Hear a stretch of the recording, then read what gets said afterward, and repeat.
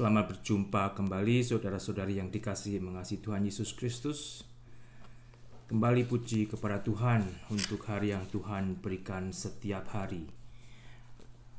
Anda sebagai orang Kristen bosan tidak mengucap syukur setiap hari atas hari yang Tuhan berikan?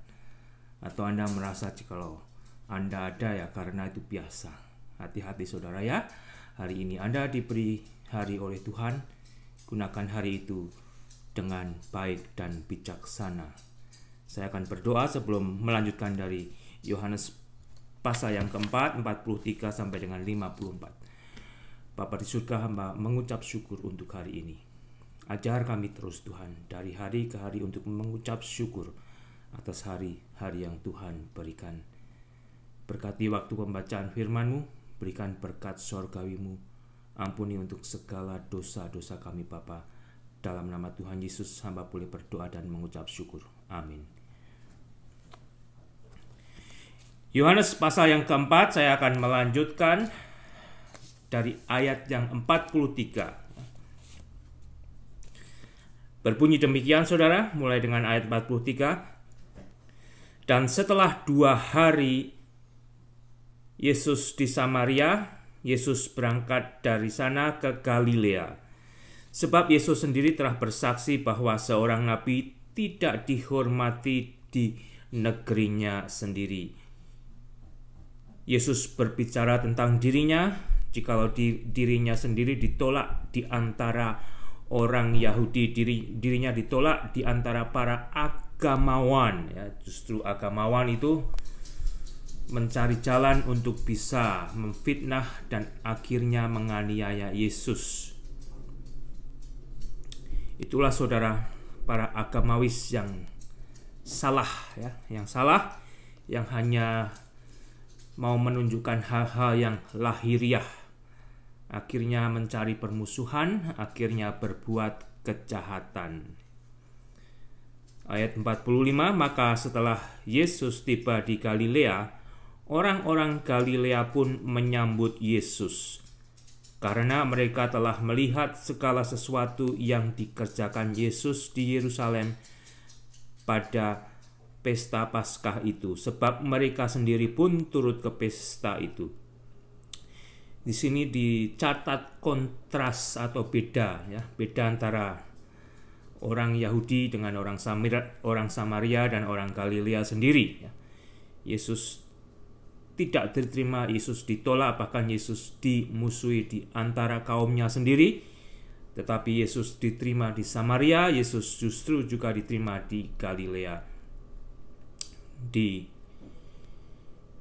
hati orang yang penuh dengan kejujuran, di otak manusia yang tidak dikontaminasi oleh kejahatan, orang-orang itu akan bertemu dengan kebenaran.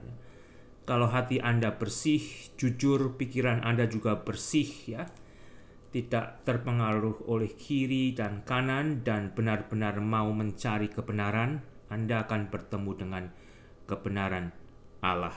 Percayalah ya, asal tetaplah Anda menjadi orang yang otaknya jernih, hatinya juga jernih, dan orang seperti itu akan bertemu dengan Allah dan keselamatan Allah.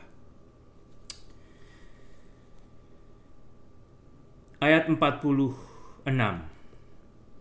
Maka Yesus kembali lagi ke Kana di Galilea, dan di mana Yesus membuat air menjadi anggur. Kemudian di perjalanan berikutnya Yesus kembali lagi ke Kana di Galilea, di mana Yesus pertama kali membuat mukjizat di pesta perkawinan, air menjadi anggur.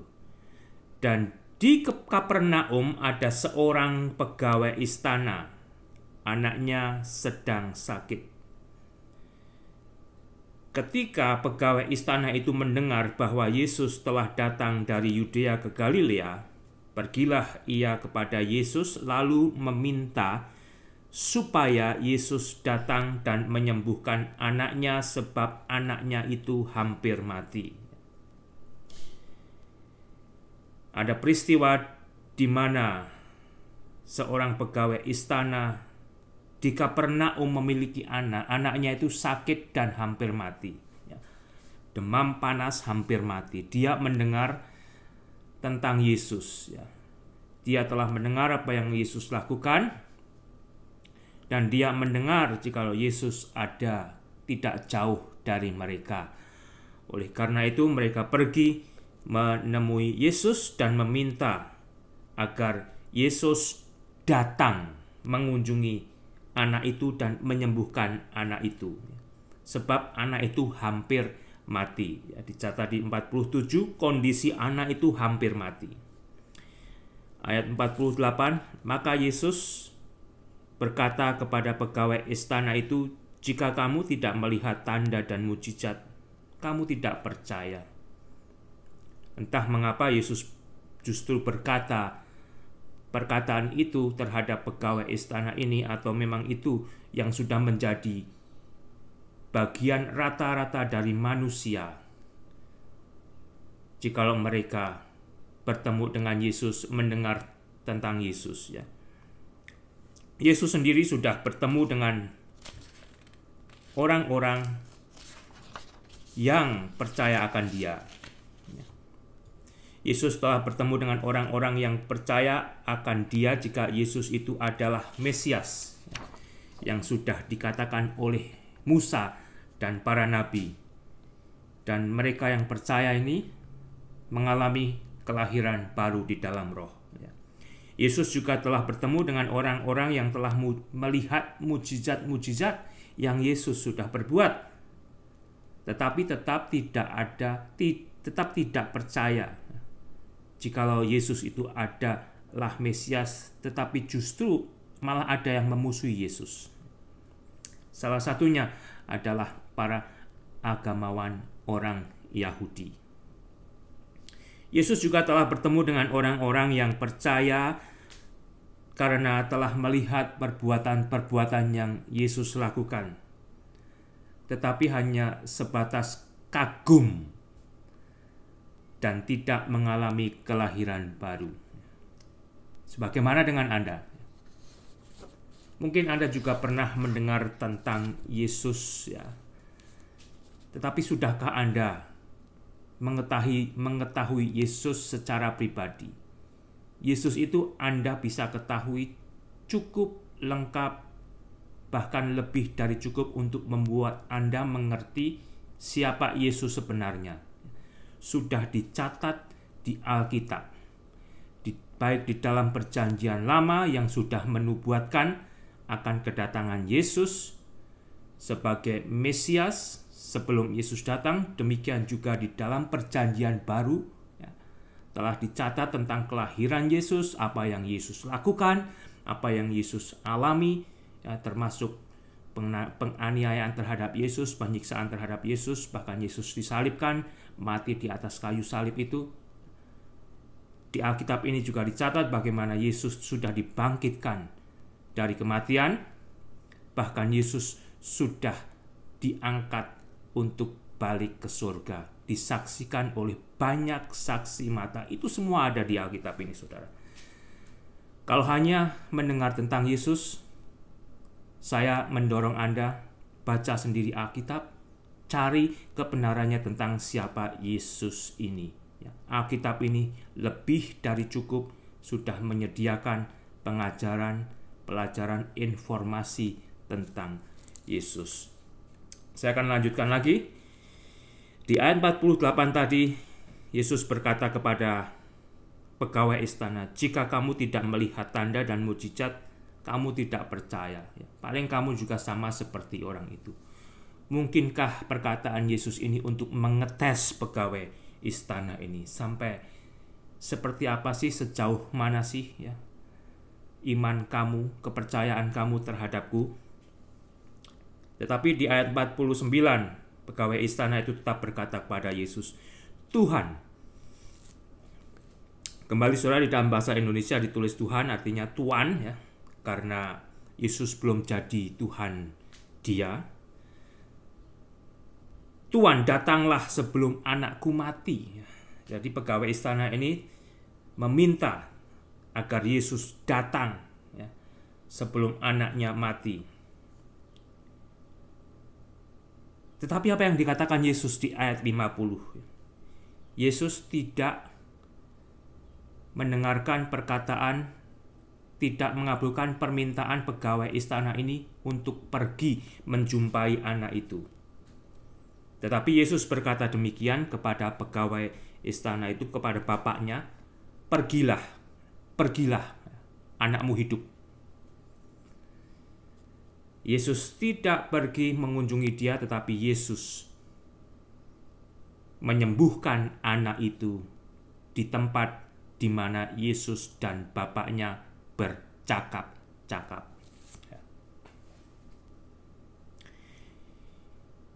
Yesus bisa menyembuhkan penyakit Anda, Yesus bisa menolong Anda, karena Yesus sebenarnya hanya sejauh doa. Saudara, Yesus itu hanya sejauh doa.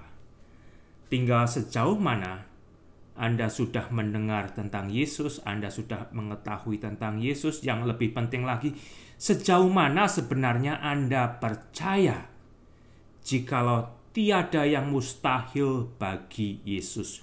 Mengapa saya katakan demikian? Karena apa yang diperbuat oleh Yesus sudah dicatat di dalam Alkitab.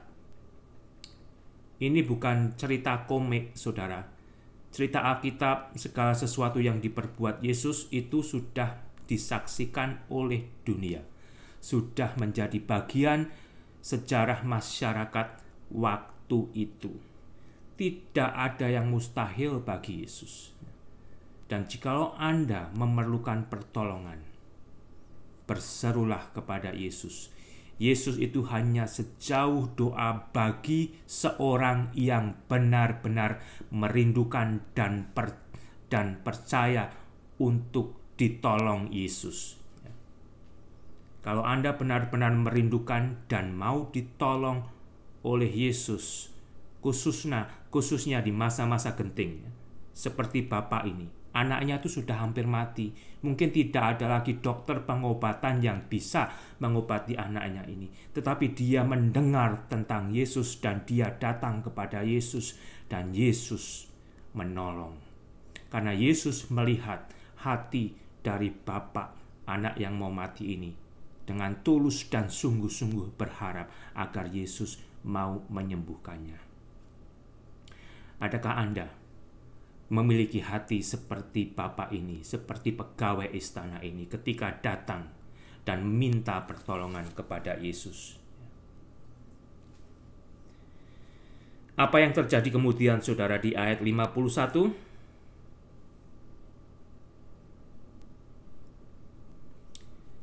Saya akan baca 50 dulu ya, saya ulang lagi. Ketika kata Yesus kepada pegawai istana itu, pergilah, anakmu hidup.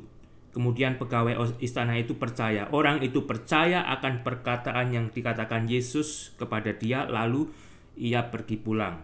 Di ayat ke-51 perhatikan, ketika ia masih di tengah jalan, hamba-hambanya, ya pegawai-pegawainya itu datang menjumpai dia, telah datang kepadanya dengan kabar bahwa anaknya hidup.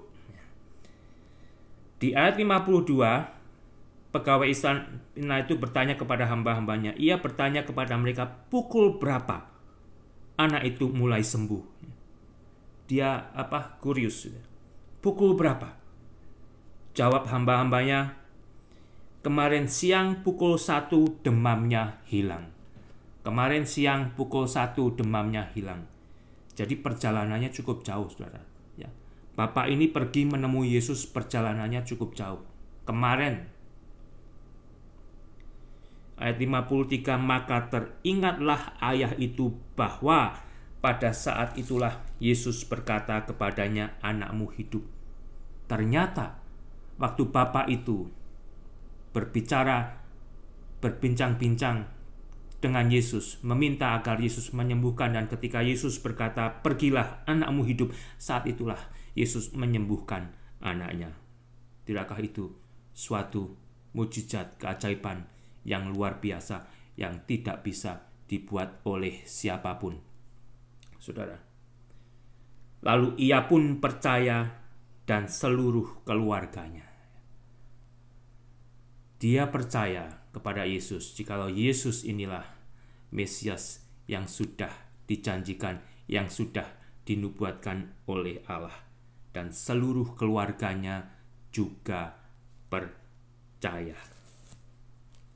Sehingga kembali saudara, segala sesuatu yang manusia bisa ketahui tentang Yesus sudah lebih dari cukup bisa didapatkan di Alkitab ini.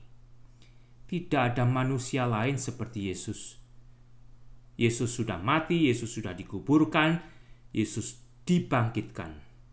Setelah dibangkitkan, Yesus ada tinggal di antara manusia, makan, minum, berinteraksi, dan bahkan akhirnya naik terangkat ke surga itu juga disaksikan oleh banyak saksi mata.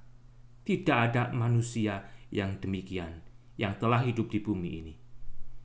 Karena dialah anak Allah, Mesias yang dijanjikan, juru selamat dunia yang sudah disaksikan oleh orang-orang yang telah melihat dan bertemu dengan Yesus.